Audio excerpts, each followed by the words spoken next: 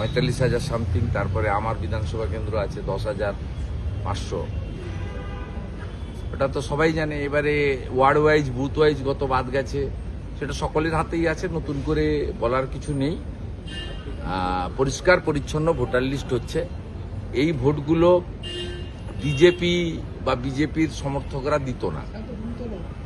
৭ দফা ৮ দফার সুযোগ নিয়ে তৃণমূলের লোকরাই দিত, এবং পুলিশের লোকেদেরকে এই যে উপনির্বাচন হয়েছিল আমার কাছে হারার পরে, সেই উপনির্বাচনের ভোটটা পুরো আপনার যে আলিপুরে যে পুলিশ লাইন্স রয়েছে সেখান থেকে কন্ট্রোল করা হয়েছিল, পুলিশ ওয়েলফেয়ার অ্যাসোসিয়েশন থেকে, এবং তারা ছাপ্পা মেরেছিল।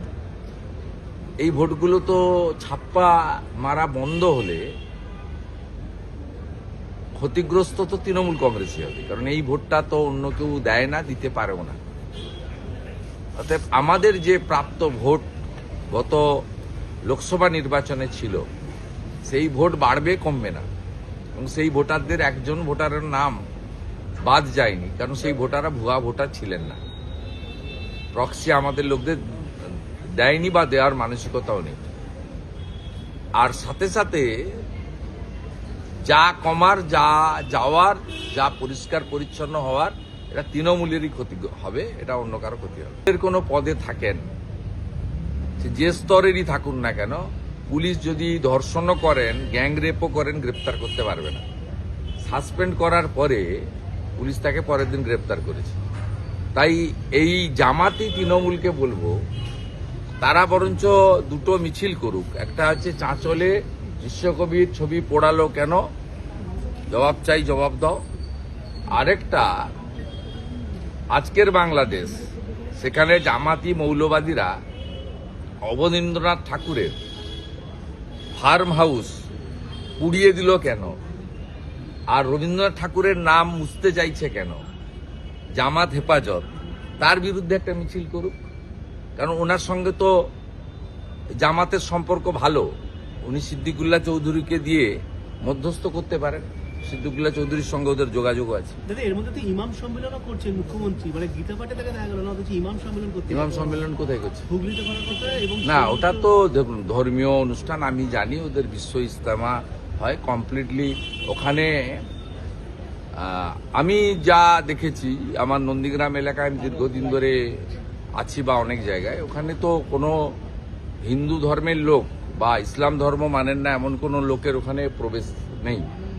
যদি মমতা ব্যানার্জি যেটা আপনি বলছেন সত্যিকারে যান, তাহলে এটা একটা ব্যতিক্রমী হবে। এবং ওনাদের বিশ্ব ইজতেমার যে আমি জানি যেটুকু ধর্মীয় অনুশাসন আছে তার পরিপন্থী হবে। এটা আপনার মুখ থেকে শুনেই বলছি। আমার মনে হয় এটাতে ওরা আমন্ত্রণও করবে না, ওনার যাওয়ার সুযোগও নেই। উনি সুযোগ নেওয়ার চেষ্টা করবেন, কারণ হুমায়ুন কবির যেভাবে এখন মুর্শিদাবাদে জলসা শুরু করেছেন সিংহাসনে বসে, মারাত্মক সব জলসা, সেই জলসার ভাষণ পশ্চিমবাংলায় নতুন মাত্রা দিচ্ছে। হুমায়ুন কবির বলছেন, গত দুটো জলসার ভিডিও আমার কাছে এসেছে, তিনি বলছেন যে গঙ্গাসাগর মেলায় এত টাকা খরচ হবে কেন। তিনি বলছেন 1,10,000 টাকা পুজো কমিটিকে দেওয়া হবে কেন।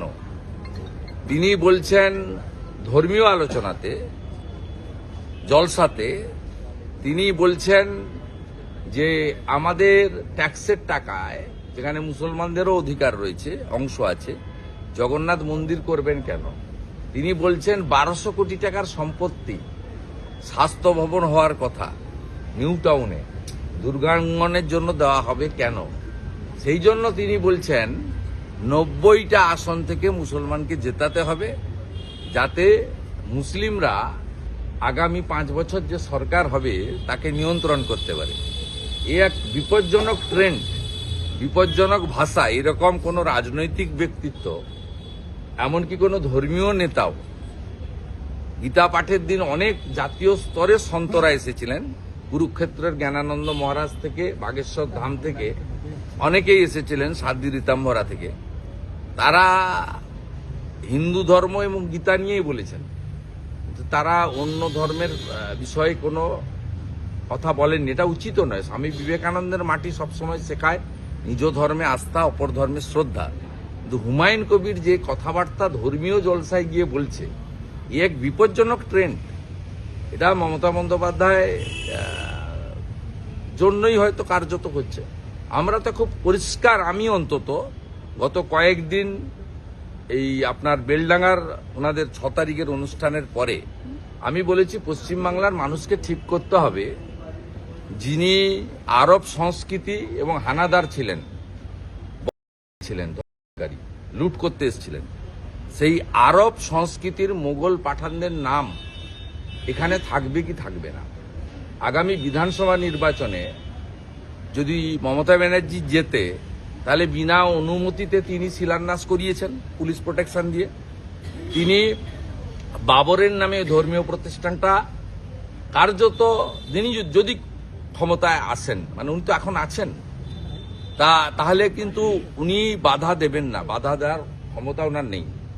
আর হুমায়ুন কবিররা যদি 90টা আসন নিয়ে আসে, তাহলে বাবরের নাম একটা জায়গায় লেখা হবে না, প্রত্যেকটা জায়গায় কিন্তু আকবর, শাহজাহান, ঔরঙ্গজেব, হুমায়ুন এবং বাবরের নাম লেখা হবে। আর ভারতীয় জনতা পার্টিকে যদি আপনারা আনেন, তাহলে ধর্মীয় প্রতিষ্ঠানে আমরা বাধা দেব না, কিন্তু বাবরের সাথে সাথে তার বাবা ঠাকুরদা কারোর নাম লিখতে দেব না। মানুষকে ঠিক করতে হবে। সুজিত বোসের টিকিট সেলের ছবি ভাইরাল, লোকে হাজার হাজার টাকা দিয়ে টিকিট কেটেছে আর উনি তার অনুগামীদের ফ্রিতে টিকিট দিচ্ছে। আজকে যারা টিকিট কেটেছিল, যারা ক্ষোভ প্রকাশ করেছে, তাদের জেল হেফাজত হলো 22 তারিখ পর্যন্ত। আইনি সাহায্য দেব। যে দর্শকদের উপর গ্রেপ্তার করা হয়েছে, মিথ্যা মামলা হয়েছে, দেব। এবং আজকে একটি পিল হয়েছে, আরো 2-1 করেছেন, সেখানে আমরা চেষ্টা করব যে এই মামলার বিষয়েও কোর্ট হস্তক্ষেপ করুক, এটা 1 নম্বর কথা। আর এই টিকিট বিলি আপনাদের কেউ ছবি তুলে দিয়ে দিয়েছে, এটা এদের প্র্যাকটিস। সব মাঠকে এরা নিয়ন্ত্রণ করে এবং কালোবাজারে টিকিট বিক্রি হয়। আইপিএল থেকে শুরু করে প্রত্যেকটা খেলাতেই এখানে তৃণমূলের নেতারা, মন্ত্রীরা, তারা এই কাজটা করে। এটা যদি ওই দিন যদি খেলা হবে, উল্টো খেলা না হতো, তাহলে এগুলো সামনে আসতো না। এটা এদের অভ্যাসে পরিণত হয়েছে। আদৌ কি তদন্ত কমিটি স্বচ্ছভাবে কাজ করবে? না, ওই তো পাড়ার কমিটি, যাদেরকে দিয়ে করেছে করবে না, তো মমতার পাড়ার কমিটি, শুধুমাত্র আয়োজক ওর পাড়ার লোকরা, ওদের সঙ্গে চপ খায়, চিংড়া খায়, ওদেরকে দিয়ে কমিটি করেছে।